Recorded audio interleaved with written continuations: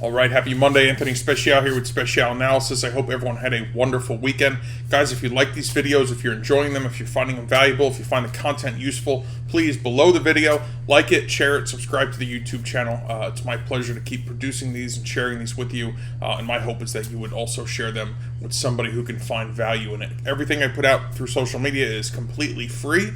There's nothing to buy. There's no upsell, downsell, side sell. So please enjoy it. Please use it. Please feel free to contact me if there's something that you're interested in looking at outside of the realm of what I already produce.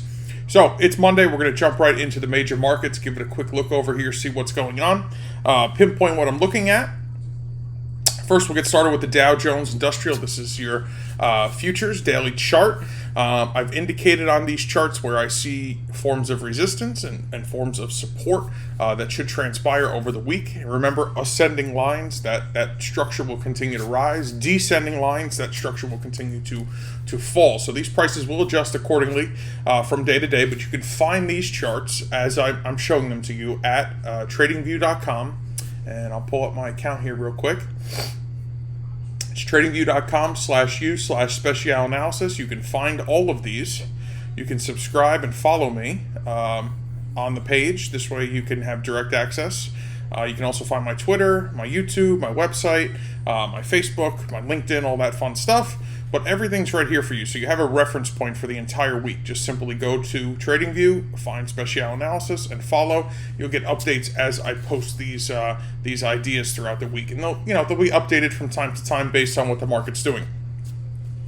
So as the market opened on Sunday night, as I'm shooting this video, you can see we just literally tested a little bit of resistance here at that 33,000 mark. We're falling off ever so slightly. Market's only been open now for 30 minutes. Not much activity on a Sunday night at the moment. So we'll see what transpires as things continue to move along. But this is where I'm looking at here.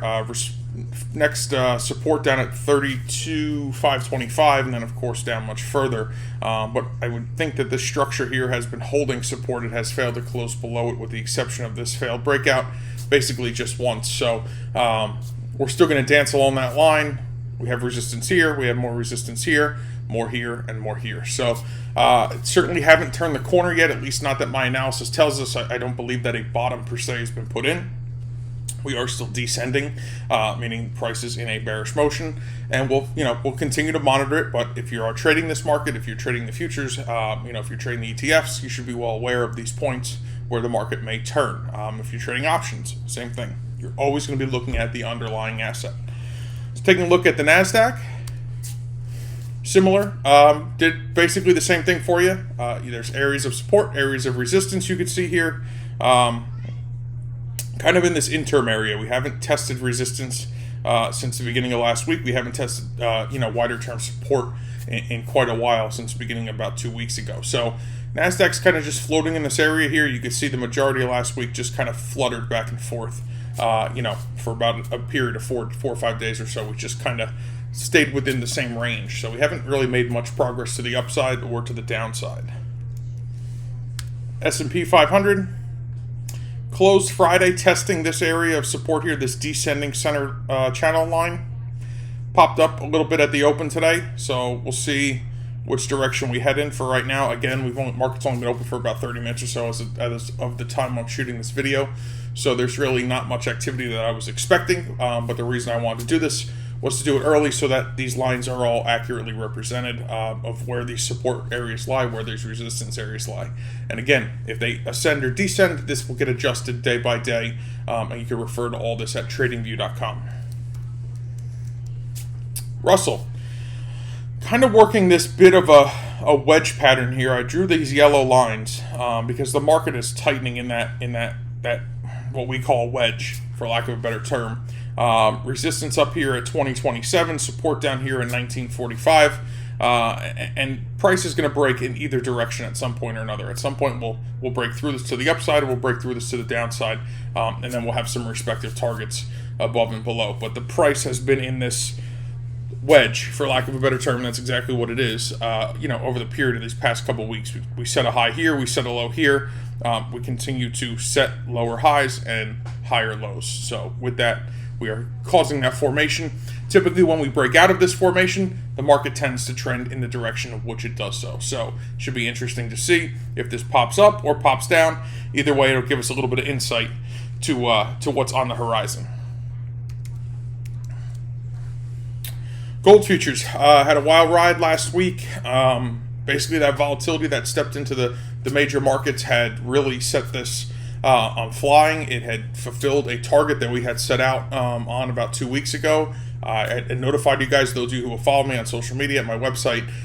You were well told about this in advance. There was a good buying opportunity. Buying opportunity obviously transpired. Happened what I figured would take at least a few weeks. Happened in just a few days. But that's what comes, with the volatility of the market. So where do we sit currently? We have continued support here that's been tested, broken, confirmed in this 1954 area. And then we have continued resistance up here, which has been tested and confirmed in this 2078 area. So we'll see where price goes from there. If it breaks to the downside, we know we certainly have a little, further to fall. If it doesn't and we can push higher, this will be likely contingent on what happens, in the major indices: Dow, NASDAQ, S&P, Russell. If the volatility steps back in, prices start to dip, the likeliness is gold will inverse and continue up on higher. Oil has been a big chatter over the past couple weeks because obviously the Russian-Ukraine situation has prompted, some discomfort in the energy sector here and abroad, on the other side of the pond. It has been a very volatile movement. I mean, we swung literally from, $98 to $131, back to about $105 in a matter of like a week and a half. 2 weeks at best. It was really just a super volatile move. We're looking for this to kind of pace itself into a direction. It's either going to retrace or go higher, either one.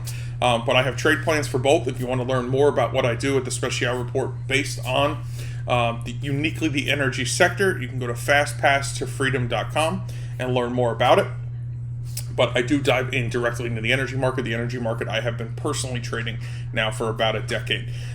So that this has been a little bit hairy, but we know that we had some great opportunities along the way up and on the way down to take some really nice short-term profit trades.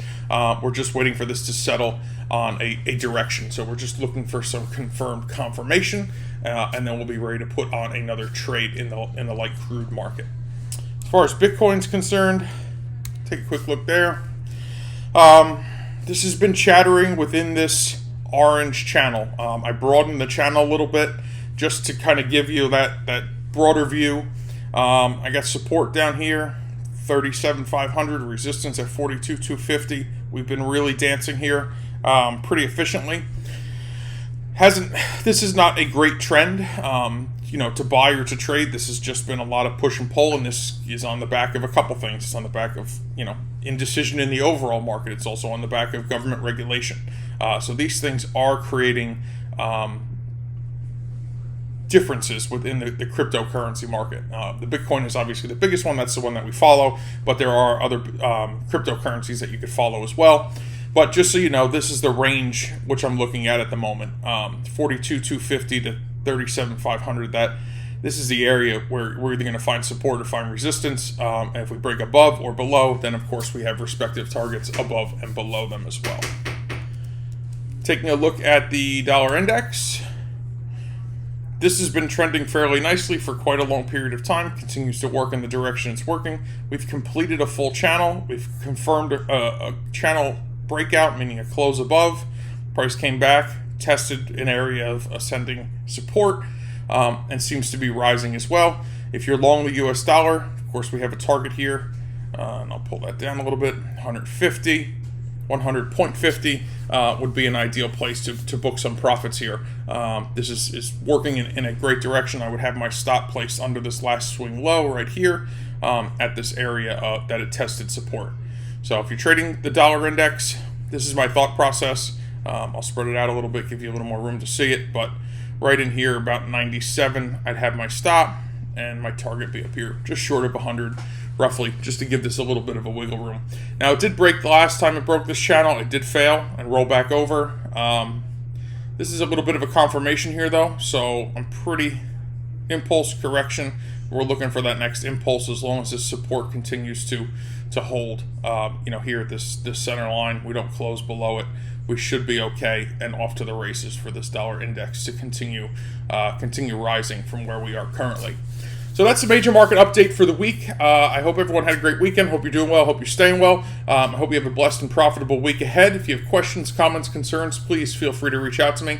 My direct email is info@specialanalysis.com. You can also find me at tradersagency.com. I'll be there with my associates Ross and Josh. So anything that you need from us, please feel free to reach out.